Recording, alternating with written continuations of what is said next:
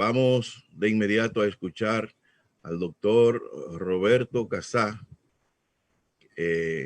director del Archivo General de la Nación de República Dominicana, autor de numerosos libros, profesor meritísimo de la Universidad Autónoma de Santo Domingo, quien nos va a hablar de la evolución económica del espacio insular antillano durante los siglos XVI al XIX. Doctor Casá, bienvenido a este seminario internacional. Sabemos que sus aportes serán muy valiosos para que el resultado de este seminario pueda ser luego difundido en toda América. Adelante, doctor. Buenos días a todos. Profesor Medina, nuestro vicerrector, al organizador, compañero de departamento Filiberto Cruz, a la profesora Galeano, al profesor Bolívar Troncoso y al profesor Luis Valenzuela. El día de hoy, en estos minutos, me voy a restringir a una especie de mapeo de los cambios habidos en el Caribe insular. Destaco que me restringiré exclusivamente a las islas y no al Gran Caribe o Cuenca del Caribe. Sería un tratamiento que tomaría mucho más tiempo. Y lo haré no solamente desde una perspectiva económica, sino también, sobre todo, humana, por una parte, y política. Desde luego, también tomando en consideración los cambios económicos relacionados con los humanos o demográficos y los políticos. Antes de entrar a la época colonial que se inicia en términos generales en los inicios del siglo XVI, debo recapitular brevemente la situación del Caribe a finales del siglo XV en el poblamiento aborigen.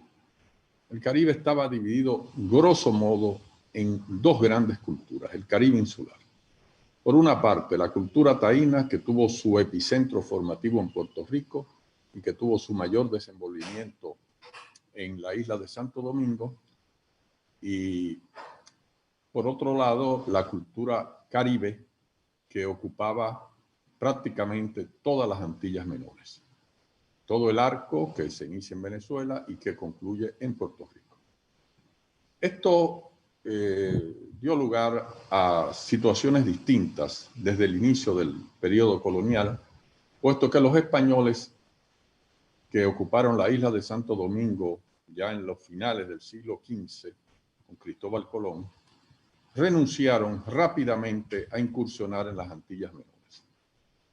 Por dos razones: porque las consideraron inútiles debido a la inexistencia de yacimientos auríferos en ellas, y porque la población caribe observó una disposición beligerante a oponerse a la entrada de los europeos. Eso ya se ve desde el segundo viaje de Colón, cuando entra en contacto por primera vez con la etnia caribe. Así, el siglo XVI, en el periodo colonial, se caracteriza exclusivamente por la presencia española en las 4 Antillas Mayores. Y esto se organiza a partir de la isla de Santo Domingo, donde se establece una audiencia, donde se produce el inicio de una explotación aurífera en América, y se organizan también las instituciones que se van a extender poco después a las restantes islas y luego a los territorios continentales. La importancia económica del Caribe insular se derivó de la existencia de yacimientos auríferos, que tuvieron su principal importancia en la isla de Santo Domingo. Aproximadamente se explotaban al año alrededor de $500,000 en oro, y esta centralidad de la actividad aurífera dio lugar a los rasgos principales de poblamiento en relación también a las principales concentraciones de la población aborigen. Alrededor de, primero, el cacicazgo de Maguana, donde confluía gran parte de los ríos de la cordillera central, que fue la fuente principal de la explotación aurífera, pero también lo que da lugar poco después a la fundación de la ciudad de Santo Domingo, a los yacimientos que venían de la zona final oriental de la cordillera central, alrededor del río Jaina.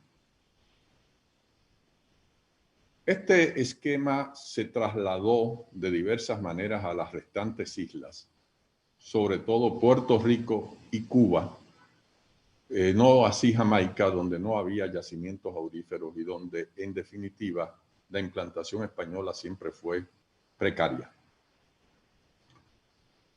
En términos generales, el poblamiento español fue limitado, circunscrito a la explotación aurífera y entró en un colapso rápido cuando se descubrieron las tierras continentales, particularmente México, 1519-20, y más adelante Perú. Hay ya olas de despoblamiento español que coinciden con el despoblamiento aborigen. La población aborigen de las Antillas colapsó rápidamente, primero por los efectos del trabajo forzado y, en segundo lugar, por el agotamiento de los yacimientos auríferos. En términos generales, para tomar de referencia la isla de Santo Domingo, donde pudo haber alrededor de 300.000 aborígenes, en su mayoría taínos, para inicios de la tercera década del siglo XVI apenas quedaban menos de 5.000 de ellos. Es decir, fue un exterminio acelerado, yo diría que anuncia la catástrofe demográfica de América, y se combina con la despoblación española y la importación de esclavos africanos por razones generales, pero además para atender a la respuesta que dan los integrantes de la élite colonial, la aristocracia burocrática española implantada en las islas, principalmente en la isla de Santo Domingo, que recambia su modo de sustento en la actividad azucarera. Desde más o menos 1520 se asiste al inicio de lo que va a ser en el resto del tiempo del periodo colonial la sociedad esclavista de plantación. En Santo Domingo fue limitada, fue más bien pequeña, está estudiada sobre todo por Genaro Rodríguez en una tesis doctoral excelente y dio lugar principalmente en Santo Domingo, en menor medida en Puerto Rico y algo en el oriente de Cuba, a un atisbo de plantación azucarera.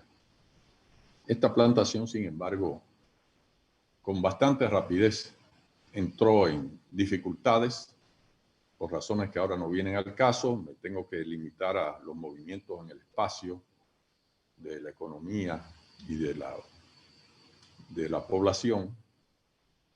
Y de hecho, para finales del siglo XVI, cesa la trata negrera, baja la importancia de la plantación azucarera y se asiste a un fenómeno, a mi modo de ver, casi único en las colonias españolas en América.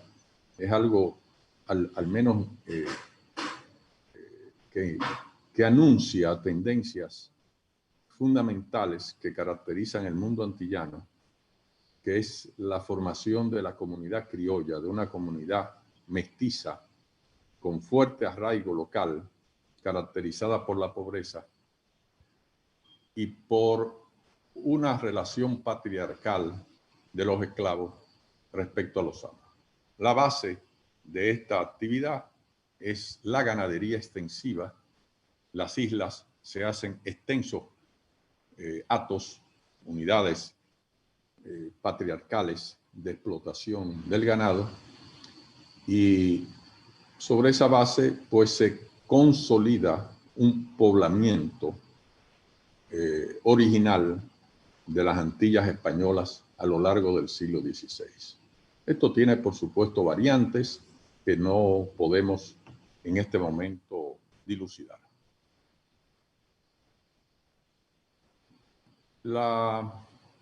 El medio ambiente experimentó relativos pocos cambios en este transcurso, porque el mayor impacto se dio alrededor de la producción de azúcar.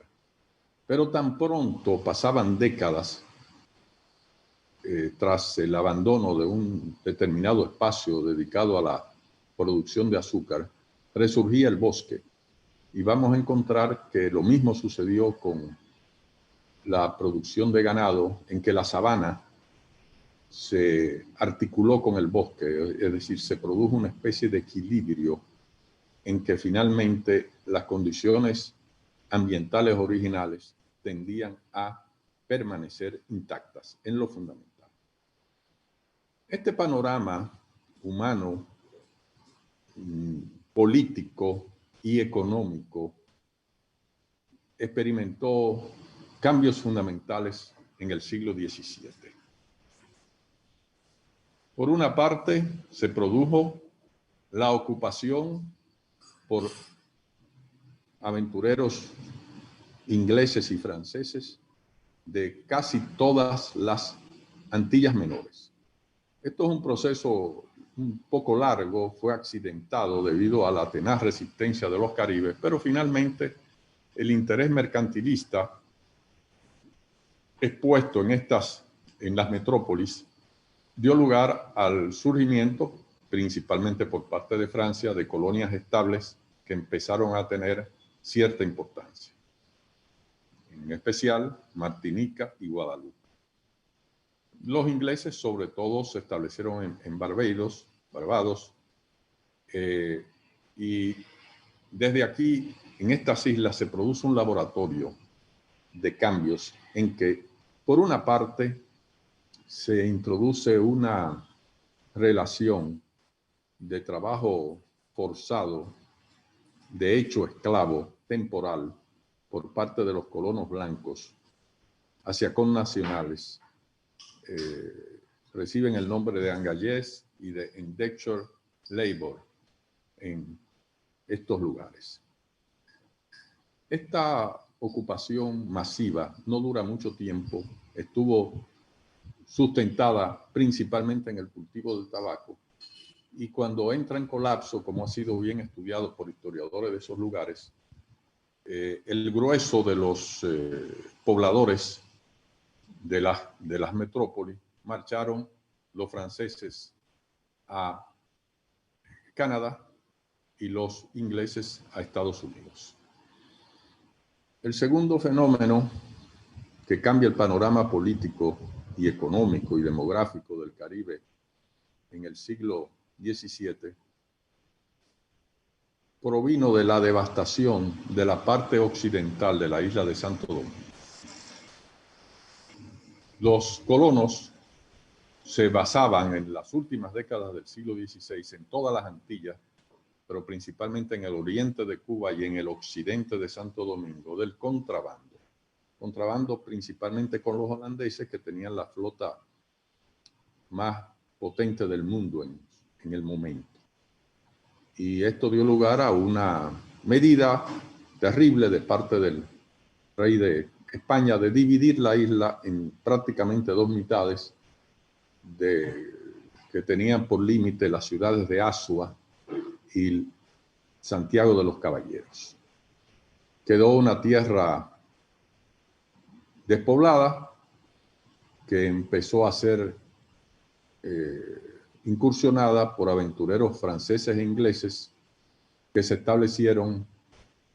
comenzaron a establecerse hacia 1629 en la isla de la Tortuga, un islote que está en la costa noroeste de la isla. Sucedió algo parecido inicialmente que en las Antillas menores. Inicialmente los aventureros se dedicaban a la cacería de las reses salvajes, los cientos de miles de reses salvajes que quedaron en estas zonas despobladas. Luego pasaron a un cultivo a pequeña escala del tabaco, ya se transforman de bucaneros en habitantes.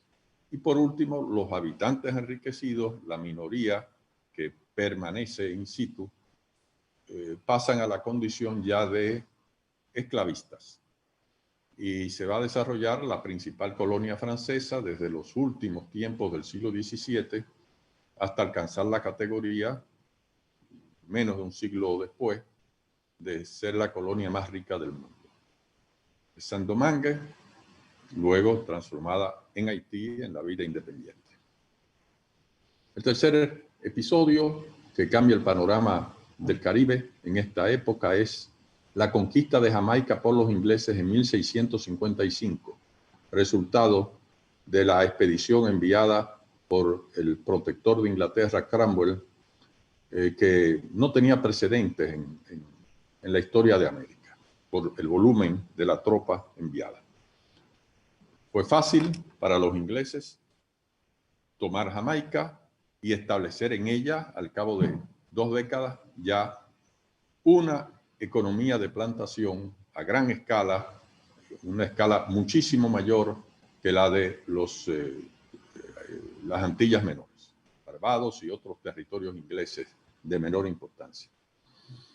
De manera que nos vamos a encontrar con zonas, islas, controladas por ingleses y franceses, donde se practica una economía de plantación primordialmente azucarera y donde prima abundantemente la población africana. El esquema normal en Saint-Domingue y Jamaica es de alrededor de 90% de la población total de origen africano, gran parte del cual es de ingresos recientes, es decir, de nacimiento en la misma África, debido a la mortandad elevadísima que provocaba el trabajo terrible de la plantación azucarera. Bueno, en ese mismo transcurso, las colonias españolas pierden importancia. Es decir, las colonias españolas quedan marginales en un papel de, digamos, atalaya defensiva del Imperio Español, de las zonas continentales del Imperio Español. Son presidios que en el caso de Santo Domingo llega a un extremo completo de despoblación y de pobreza, que es proverbial, hasta de la inexistencia de una oligarquía económica reducida ya en los hechos a una función administrativa. Se extreman los rasgos criollos en todo este siglo, en las 3 islas. En Cuba, sobre todo en la parte oriental, lo que ya va anunciando la dualidad regional que en realidad se consolida en el siglo XVIII. Y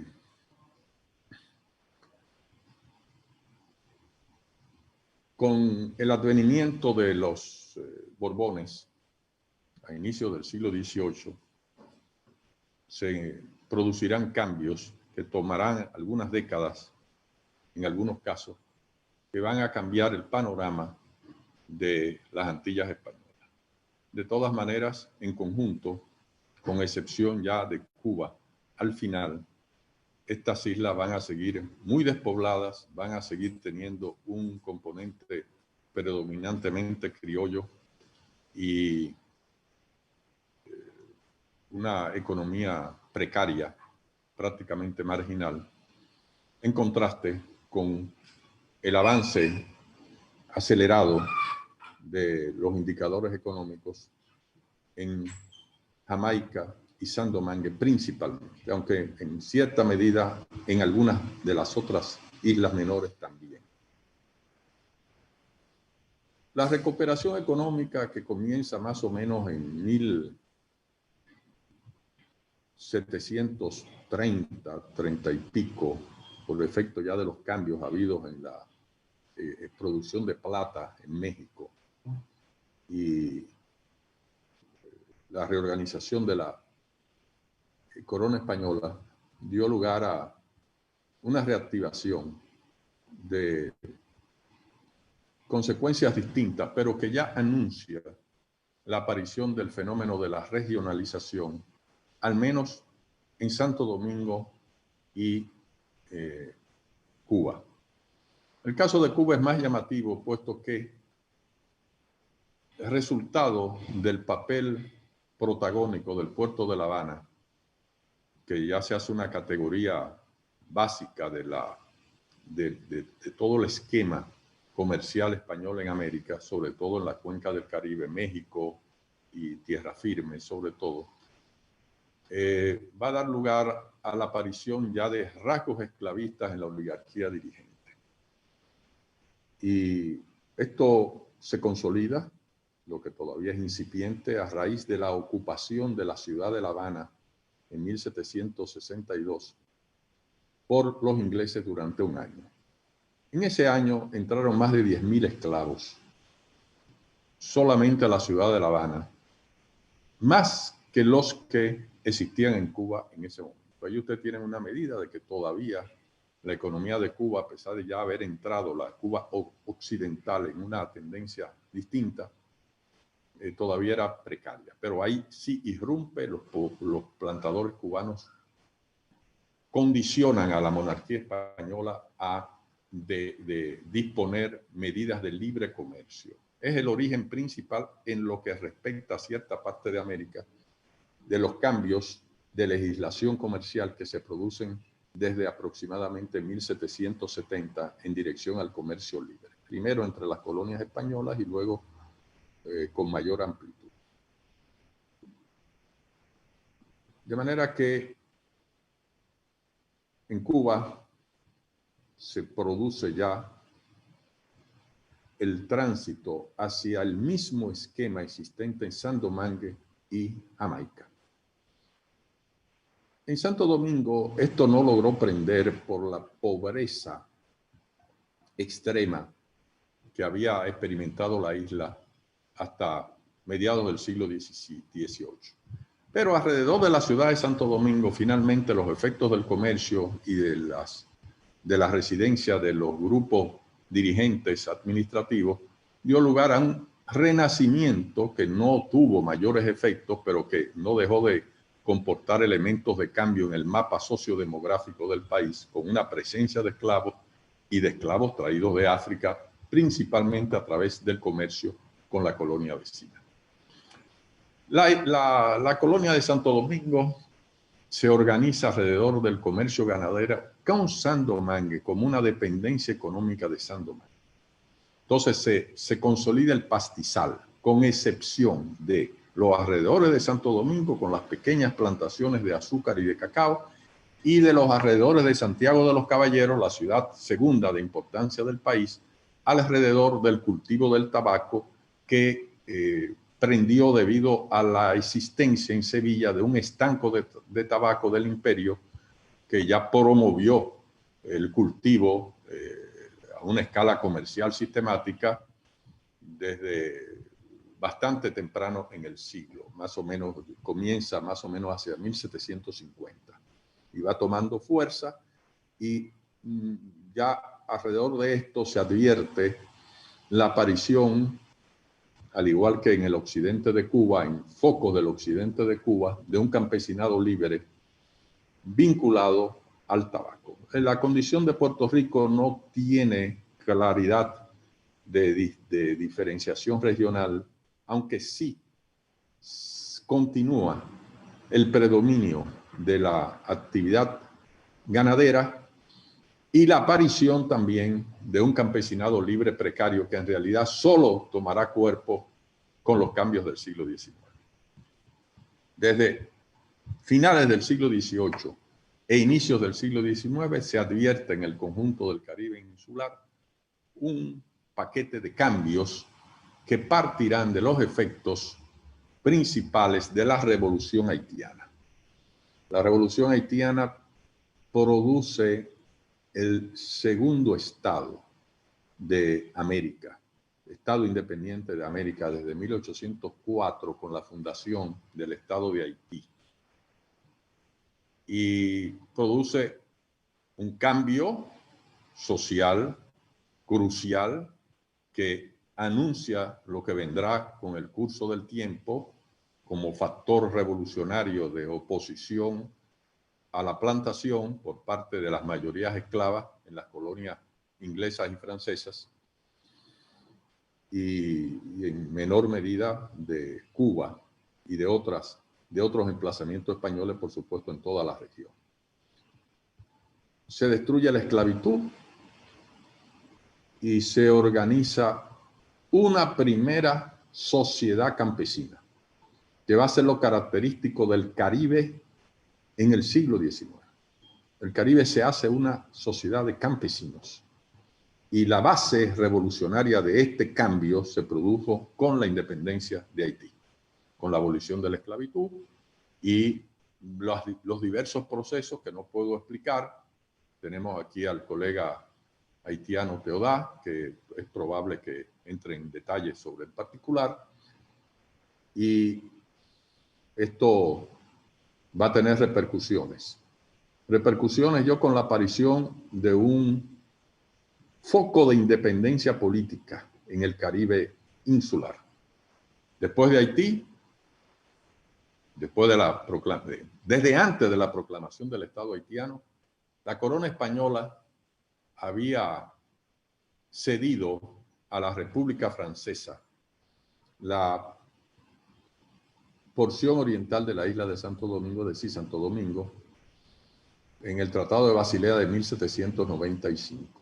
Esto dio lugar a una descomposición acelerada de lo que quedaba del esquema de plantación y del sistema de dominación en sentido general, de manera que a la larga precipita la transformación de la sociedad dominicana en una sociedad campesina, con características un poco distintas a la haitiana, pero en definitiva con un patrón básico similar, basado en la economía de subsistencia, que será la característica de todo el Caribe, de una u otra manera, y la consolidación de los rasgos criollos en la población y en la cultura.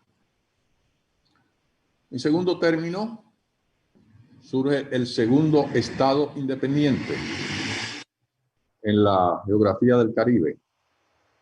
En 1821, los criollos dirigentes del país, los restos que no habían marchado a raíz del Tratado de Basilea y que algunos volvieron por un proceso político que no puedo explicar por la limitación de tiempo, y ustedes me avisarán ya cuando mi tiempo se concluya, fundaron el Estado Independiente de Haití. Fue precario, duró apenas 2 meses y medio, y el país fue ocupado por Haití, por consideraciones de carácter estratégico, político, y desde 1822 hasta 1844, Santo Domingo fue parte, una división de 2 provincias del Estado haitiano. Ya unificado, es algo que no mencioné, que Haití también experimentó en su inicio y siguió experimentando fuertes diferencias regionales por el predominio de los llamados viejos libres en el sur, los mulatos, los que ya eran dirigentes del país desde antes de 1789, y el dominio en el norte, donde se constituye una monarquía. Los mulatos dirigentes, los llamados mulatos, es algo más complejo que Teodá espero que pueda en todo caso esclarecer, y desde luego sí, tengo que responder alguna pregunta con todo el gusto. Pero el hecho es que Haití también se divide en una sociedad más campesina del sur y una sociedad más terrateniente y militar y monárquica en el norte. Pero en 1820 el Estado monárquico, el reino de Haití, colapsa por una rebelión de los propios nobles y de los campesinos. Y el presidente haitiano, Jean-Pierre Boyer, unifica el país para inmediatamente después, a los meses después, proceder a ocupar Santo Domingo.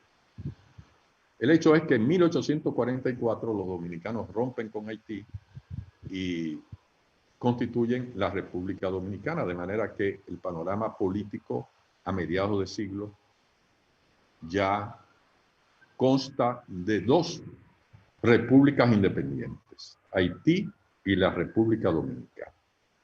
Y esto contribuye sobremanera a la toma de conciencia nacional, particularmente en Cuba y Puerto Rico, donde paralelamente al desarrollo de la sociedad de plantación, sobre todo en Cuba, se produce una tendencia a la ruptura con España de parte de los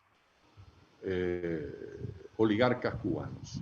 Es algo complejo porque los oligarcas necesitaban España para sostener la esclavitud y al mismo tiempo tenían el interés de romper con España por sus propios intereses.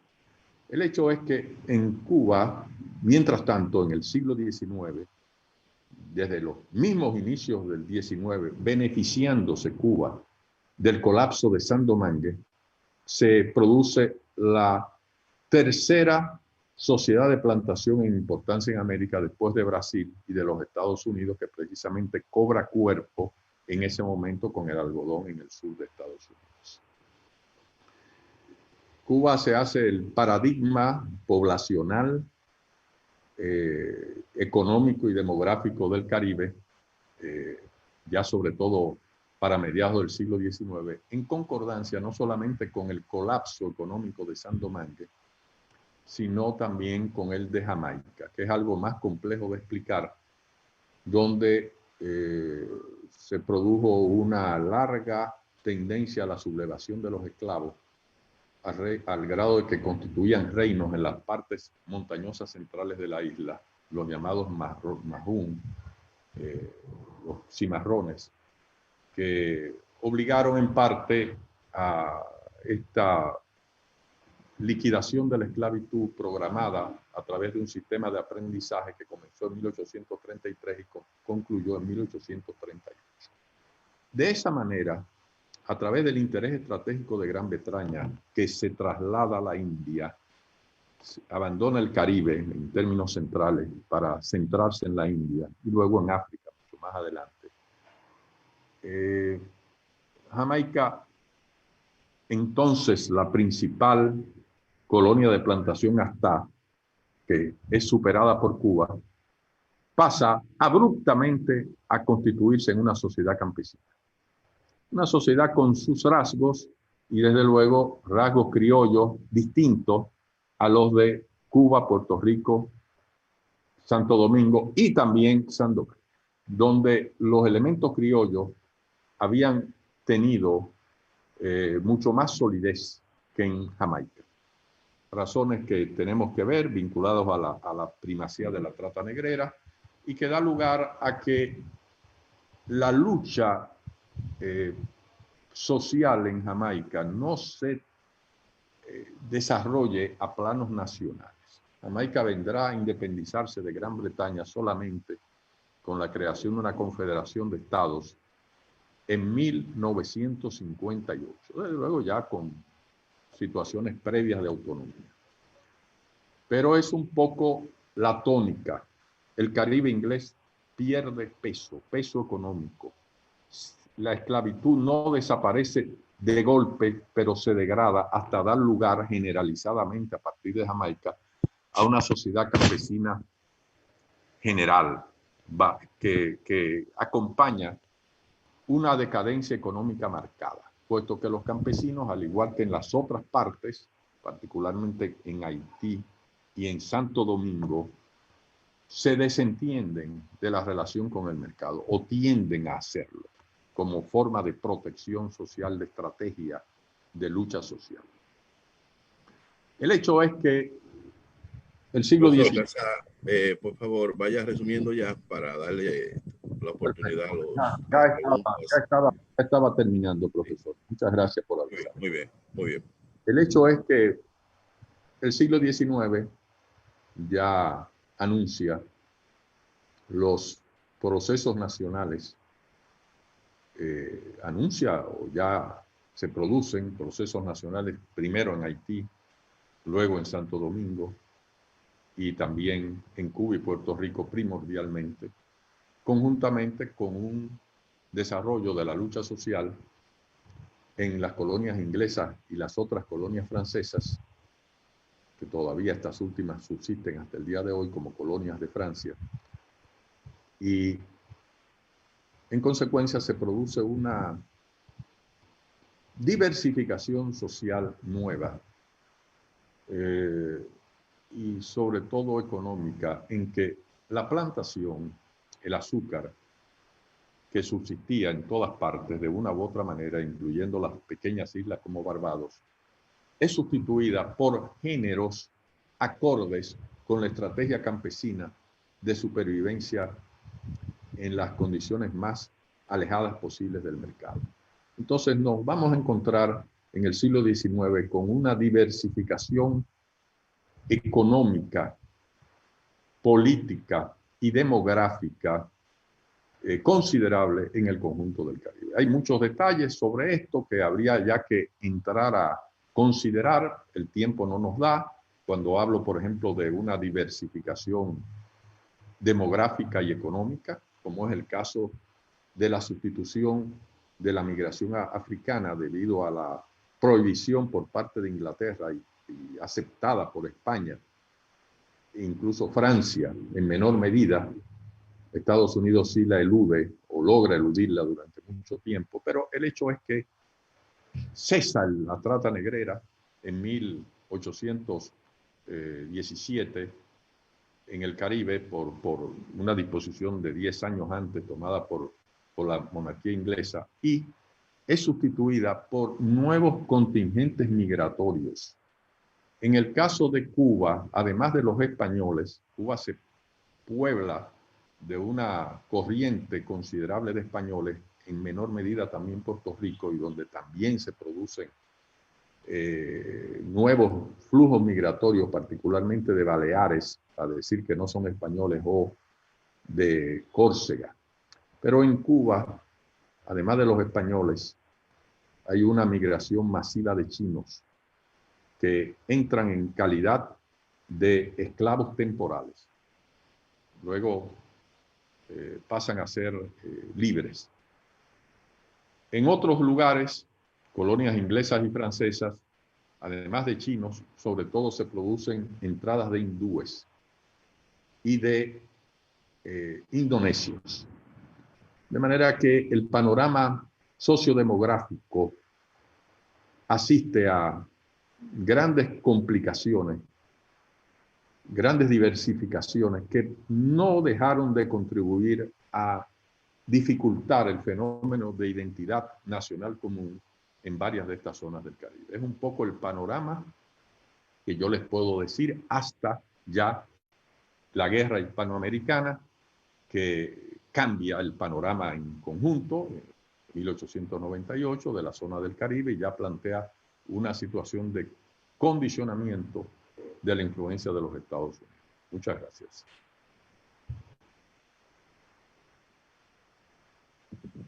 Muy bien, vamos a buscar si alguno de los participantes tiene preguntas para el doctor Casá. Podría cederle la palabra directamente, como acordamos, para que genere la pregunta. Si no, pasaríamos entonces al segundo expositor, el doctor Jorge Ortiz Sotelo. Bien. ¿Cómo se pide la palabra, perdón? No, Flora Leticia. ¿Sí? Buenos días. Buenos días, mucho gusto a todos, saludos. Sí, la estamos escuchando. Puede hacer su pregunta, por favor. Muchas gracias. Doctor Roberto, mucho gusto, no le conocía. Estas corrientes migratorias que se dan en el siglo XIX, de españoles en particular, estas corrientes están estudiadas tanto en España como en Cuba, en Santo Domingo. Puedo decir que en Tabasco, que es el lugar que yo estudio y de donde vivo, hay como dos momentos de corrientes migratorias españolas. Y en el siglo XIX, una en la primera mitad y otra en la segunda.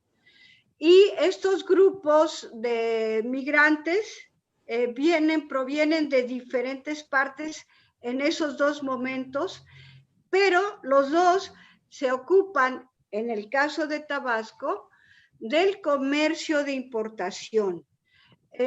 Podemos identificar algunos rasgos de esta corriente migratoria española en las islas. Sí, algunos rasgos, sobre todo en Cuba, donde es masiva. Cuba se hace una dependencia capital del Imperio Español o de España, de España como país, como Estado, desde inicios del siglo XIX, cuando pierde las posesiones continentales. Y esto forma parte de un flujo masivo, al grado de que La Habana se hace prácticamente una ciudad española. Más o menos la tercera parte, si mal no recuerdo, de la población de La Habana había nacido en España hacia 1860, 1870.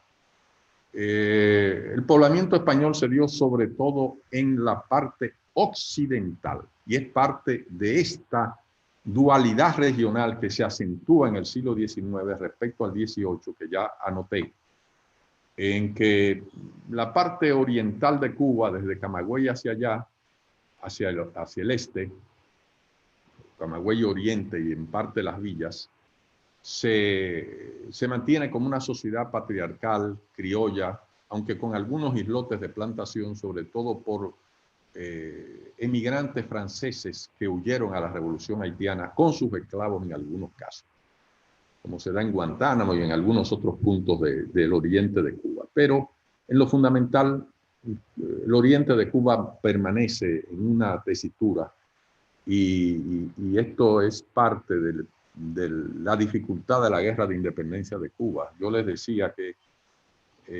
estas migraciones obstaculizan los procesos nacionales. Porque la guerra de independencia de Cuba, de 1868 en adelante, fue sobre todo una guerra del oriente de Cuba, del oriente y centro, ante la pasividad de la parte occidental, con una gran población española y una gran población africana. Los africanos en la primera guerra de independencia de Cuba no participaron, o participaron poco, a diferencia de la segunda, la de 1895, donde la mayor parte de la tropa ya estaba compuesta por antiguos esclavos. Entonces ahí vemos un fenómeno interesante. Yo no le puedo decir con exactitud la composición de los migrantes españoles en esa época en Cuba, pero yo creo que había de todo. Había comerciantes, por supuesto, la escala superior y media, pero había agricultores en gran cantidad vinculados al tabaco en los alrededores de La Habana y en dirección sobre todo a Matanzas. Y había también trabajadores. Esto no es casual, no fue casual que, por ejemplo, el anarquismo surgiera en Cuba paralelamente a España. Es porque muchos de estos trabajadores, de estos españoles, eran trabajadores y de una vez se vincularon a las ideas del socialismo y del anarquismo, un fenómeno que es parte de los antecedentes de larga duración de la Revolución Cubana. Es decir, las ideas socialistas que prenden entre los españoles. Entonces, esto dio lugar a una gran complejidad social y demográfica y desde luego a la dificultad de aparición de una identidad exactamente criolla en Cuba. El colonialismo en Cuba tuvo un bastión en la zona occidental, donde no solamente los españoles, sino también muchos cubanos, llamados blancos, se insertaron en unas tropas de voluntarios rígidamente partidarios de la monarquía y del colonialismo.